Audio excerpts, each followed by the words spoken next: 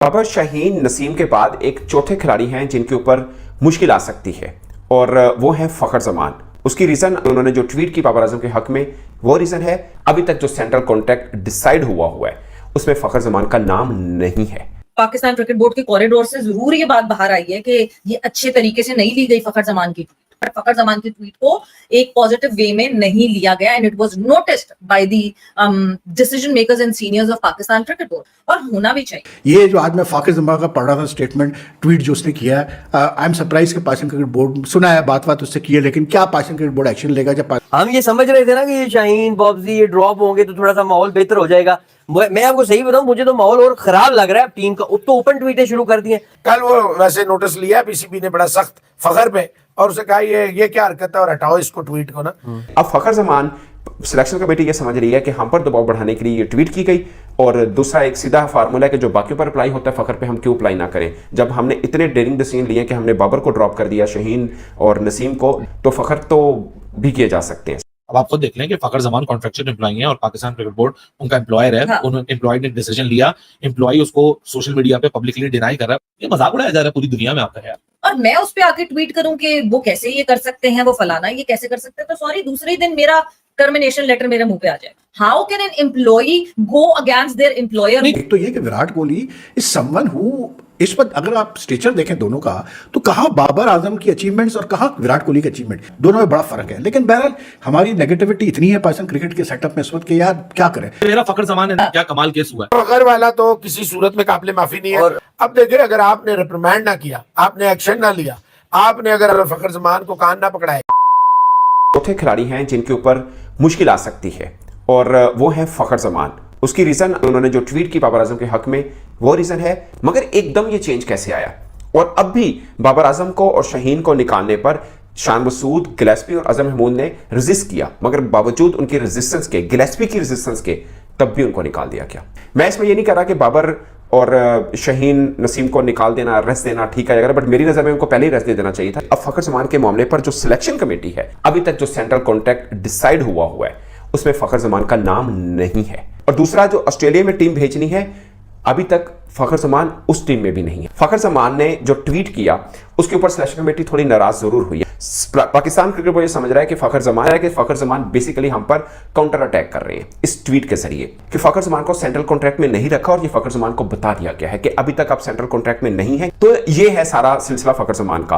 अब Pakistan cricket board ये समझ रहा है कि फखर जमान को पता है कि मैं सेंट्रल कॉन्ट्रैक्ट पास नहीं कर पाया, तो शायद ये पाकिस्तान क्रिकेट बोर्ड के ऊपर या सिलेक्शन कमेटी के ऊपर दबाव डाल रहे हैं ट्वीट के जरिए कि वो बाबर आजम के साथ खड़े हो सकते हैं, बाबर आजम के साथ खड़े भी हो, मगर बेसिकली इनडायरेक्टली वो दबाव भी डाल रहे हैं कि जो बाबर, शाहीन और नसीम के साथ किया, कहीं पाकिस्तान सिलेक्शन कमेटी जो है वो फखर के साथ ना करे। अब फखर जमान सिलेक्शन कमेटी ये समझ रही है कि हम पर दबाव बढ़ाने के लिए ये ट्वीट की गई, और दूसरा एक सीधा फार्मूला है कि जो बाकियों पर अप्लाई होता है फखर पे हम क्यों अप्लाई ना करें। जब हमने इतने डेयरिंग डिसीजन लिए कि हमने बाबर को ड्रॉप कर दिया, शाहीन और नसीम को, तो फखर तो भी किए जा सकते हैं। सिलेक्शन कमेटी ये समझ रही है, मगर अभी तक जो सेंट्रल कॉन्ट्रैक्ट के पूरे प्लेयर्स बन चुके हैं उसके अंदर फखर जमान का नाम नहीं है, रेड में है, ग्रीन में नहीं है। ये उनको सेंट्रल कॉन्ट्रैक्ट में शामिल करने पर पाकिस्तान क्रिकेट बोर्ड की सिलेक्शन कमेटी राजी नहीं है। तो अब पाकिस्तान टीम तो तबाही की तरफ गामजन है यार। मैं कहता हूँ कि मतलब ये कब हमारे लोग सीखेंगे? ये जो पिछले 2-3 साल से एक ये जो हमारे ऊपर भलवा डाला गया है ना कि जी बाबर आजम जो है, मतलब Babar Azam is bigger than the Pakistan team, Babar Azam is the greatest thing to emerge in Pakistan cricket, this is all bullshit यार। ये जो आज मैं फखर जमान का पढ़ रहा था स्टेटमेंट, ट्वीट जो उसने किया है, आई एम सरप्राइज कि पाकिस्तान क्रिकेट बोर्ड सुना है, बात उससे की है, लेकिन क्या पाकिस्तान क्रिकेट बोर्ड एक्शन लेगा? लेकिन जिस तरह जो फाखर ने एक बात उसमें लिखी, विराट कोहली से कंपैरिजन किया और एक बात लिखी कि जी the best batsman to come out of Pakistan. नहीं यार, क्या पता कि यार बाबर आजम कहाँ स्टैंड करता है और बाबर आजम से कितने बेहतर बैट्समैन पाकिस्तान ने प्रोड्यूस किया, हमने तो देखा है, तो हमें पता है। तो मुझे हंसी आती कभी, और ये मतलब कान पक गए यार सुन के, और आंखें तक गई है देख के कि जी बाबर आजम जो है वो ग्रेटेस्ट बैट्समैन प्रोड्यूस किया पाकिस्तान ने। कहाँ से ग्रेटेस्ट यार? आज विराट कोहली की मिसाल दी जा रही थी कि जी विराट कोहली को बड़े चांसेस दिए गए, उसको नहीं ड्रॉप किया। वो भाई विराट कोहली को इसलिए चांसेस दिए गए क्योंकि एक तो ये थी कि इंडियन टीम जीत रही थी। सबसे बड़ी चीज ये कि Indian team, Virat Kohli fail हो, रोहित शर्मा हो, कुछ भी हो, फेल हो, Indian team find ways to win. एक 50 नहीं उससे लास्ट 18 इनिंग्स में हो सके हैं, और आप कह रहे हो कि नहीं जी इसको और चांस देने चाहिए, मतलब इसके बगैर पाकिस्तान टीम चल नहीं सकती। क्यों भाई? क्या पाकिस्तान क्रिकेट टीम जो है वो किसी की अजारादारी है? कोई मतलब बाबर के मोहल्ले की टीम है? क्या है? क्या आप मतलब बाबर आजम के बगैर नहीं खेल सकते? मुझे समझाते हैं। एक तो ये कि Virat Kohli is someone who इस वक्त अगर आप स्टेचर देखें दोनों का, तो कहाँ बाबर आजम की अचीवमेंट्स और कहाँ विराट कोहली की अचीवमेंट। एक आदमी जो उस वक्त जब विराट कोहली की फॉर्म गई तो वो तकरीबन 70 इंटरनेशनल हंड्रेड्स तो उधर ही कर चुका था, ठीक है ना।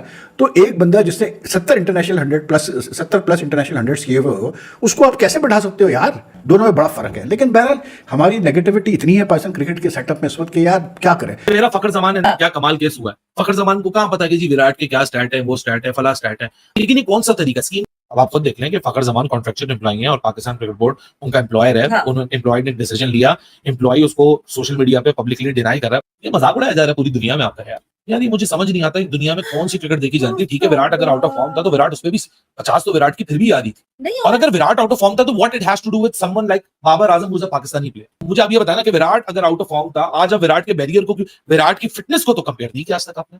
विराट की जो मेंटल इन्वेस्टमेंट उसने की है तो उसके ऊपर तो फखर जमान या बाबर आजम ने आज तक नहीं बोला।